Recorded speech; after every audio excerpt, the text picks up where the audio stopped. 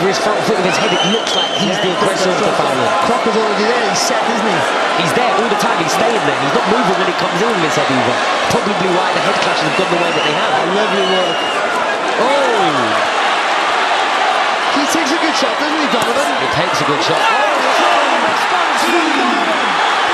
The second point deducted. He goes on the attack. And Crocker is a beleaguered opponent at this stage. You can't see. Last few seconds of the round. Swinging for glory. Fighting right to the last is Lewis Crocker. Donovan goes on the attack. Continues punching. There's really Crocker down again. How will the referee rule this now? They're celebrating in the Donovan corner. But what will Marcus McDonald rule about this? Clearly a punch thrown after the bell. He's telling Donovan just that. Disqualified! He has disqualified Tony Donovan. Controversy here. I think that Donovan can't believe that they've won it. Now suddenly there's realisation. Fury in the corner. They were convinced that they won it. The weakest fighter at the 147-pound division. He's garbage, trash. Who does he beat? I don't feel like he even beat some of these guys coming up from 140. I really don't. You know, get him a belt, you know, so he could fight Conor Ben. You put Crocker on the shelf. Ben's helping sell out because the family legacy thing. And, you know, now you're promoting a Ben with a belt. But what I'm telling you is, you know, the inevitable is going to happen. Haney will be undisputed at 147 pounds. So it don't matter if he take Rolly first, you know, then he fight Ryan. It don't matter because what I'm telling y'all is this here, skills always pays the bills. Eddie Hearn got so much bad to say about Devin Haney, but he got so much praise for Crocker. He garbage. You know what I'm saying? I want y'all, and when y'all get off this page, right, I want y'all to go check out some of his fights.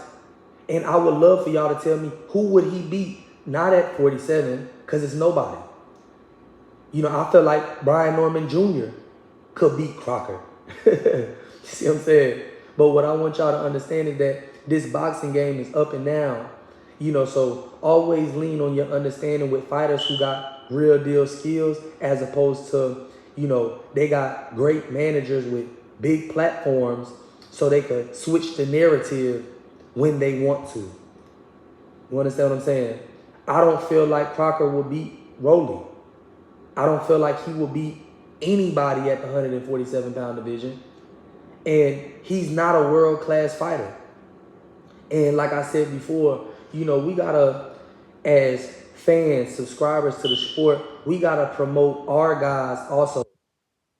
They could keep spoon-feeding us bullshit. How the fuck does Lewis Crocker have a belt? How? Patty. Who's Patty? Who would Patty beat at 147 pounds? And we go even 140 pounds on their way moving up.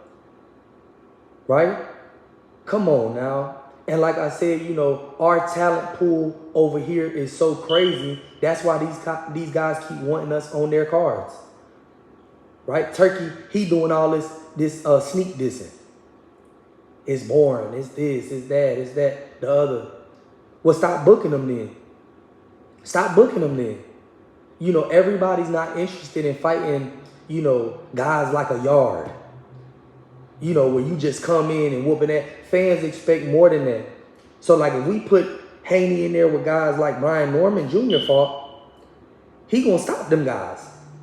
See what I'm saying? But the thing about Haney is he's actually taking competitive fights. And as you know in boxing, the more that you go up in weight, the more that you go up in competition, it gets harder to knock these guys out. You know, because when you're coming to the ring, you're starting to meet guys that have IQ, have skills. See what I'm saying? But over there, they promoting this Crocker guy, and he a Crocker shit. You see what I'm saying? And like I said, you know, it's bad. You know, it's bad when you post highlights of a fighter, and it's pretty much the whole fight. A lot of moving, a lot of grappling, a lot of touching, because when you searching through the highlights, you can't even come up with 3 to 4 minutes of good quality work.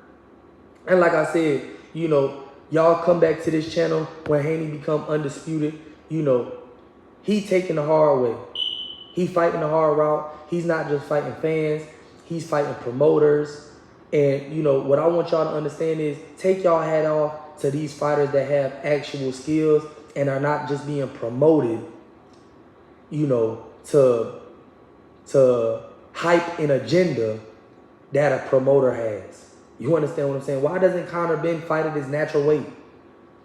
Why doesn't he do that? Then when we look at Conor Ben in these interviews and all that, he looking sassy. Catch my drill.